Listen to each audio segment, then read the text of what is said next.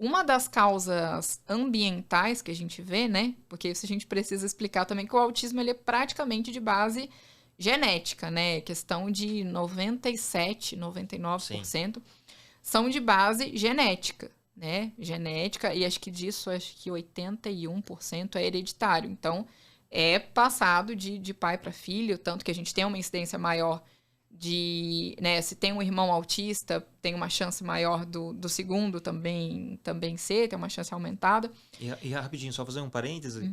E nessa, os pais acabam descobrindo que também são, né? Muitas vezes pro espelho. Ó, mas eu era assim quando era criança também, né? Às vezes o tem avanço aquele diagnóstico das crianças acaba possibilitando os adultos tem aquele também. diagnóstico que às vezes demora mais um pouquinho na criança, que a pessoa fala assim, não tem problema nenhum, eu era assim quando eu era criança.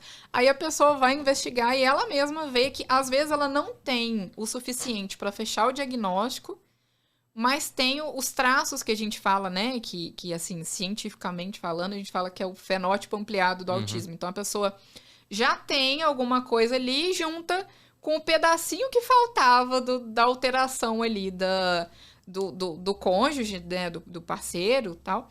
E a criança acaba vindo mesmo com todas as características, né? Suficiente para fechar o diagnóstico.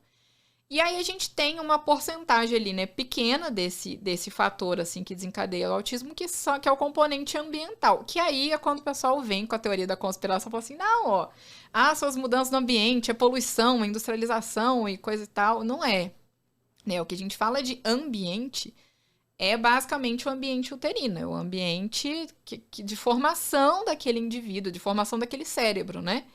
Porque o autismo, ele não é uma doença, então não tem cura, por mais que tenha gente que tente vender, não é uma doença, então não tem cura. Ele é um modo de funcionamento diferente do cérebro, né? Assim como todos esses transtornos de neurodesenvolvimento que a gente fala, né? O que é um transtorno de neurodesenvolvimento?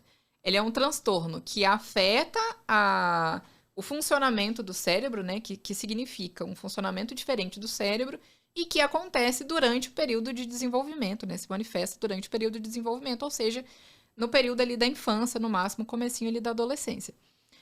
E aí, só que esses fatores ambientais são esse ambiente de formação do útero. Então,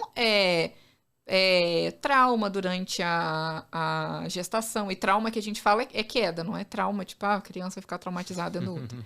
É trauma que a gente fala a mãe sofreu alguma queda, sofreu algum acidente, algum tipo de infecção que possa passar pro bebê, uso de drogas lícitas ou ilícitas, né? Então, não, gente, a tacinha que a pessoa fala, tacinha de vinho não faz mal, faz. Tá? Não tem comprovação nenhuma de que não faça, então...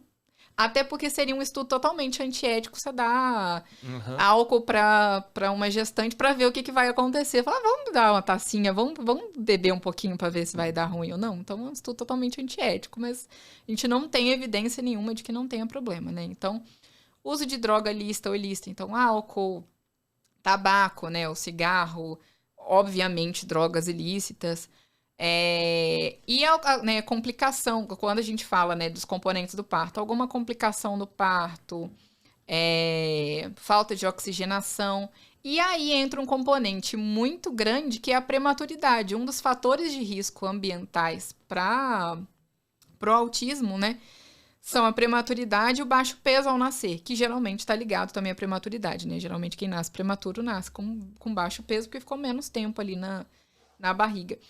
Então, principalmente esse finalzinho da gravidez, né, que é uma época que o feto já tá todo formado, então ele tá ali só lapidando, ele tá só ali se melhorando. Então, esse tempinho, às vezes, que o bebê fica menos dentro da barriga, ele afeta esse desenvolvimento totalmente completo, né, do cérebro. E se a gente colocar nos últimos 20, 30 anos, você tem uma sobrevivência muito maior de prematuro do que você tinha antigamente, né? Antigamente eu tiro até da nossa época antigamente, tá, gente? O antigamente já conta aqui a galera da década de 80, 90. Mas hoje em dia, você vê prematuros nascendo, sei lá, com 30 semanas, com menos de 30 semanas e sobrevivendo, né? Ficam um tempo na incubadora, na UTI neonatal e tudo isso, tem um suporte, mas vão sobreviver com sequelas, né? Podem ter algumas sequelas, e entre essas sequelas, por assim dizer, né? Entre essas consequências dessa prematuridade, a gente pode ter qualquer um desses transtornos de desenvolvimento, né? Então, autismo, TDAH, deficiência intelectual, todos eles podem vir disso, né? Então, assim, é muita coisa explicada pela ciência, com evidência de verdade, que contribui para esse aumento, né? Mas, infelizmente, a gente ainda tem muita gente, muito profissional, falando groselha por aí de autismo, né? Baseando o diagnóstico em estereótipo, né?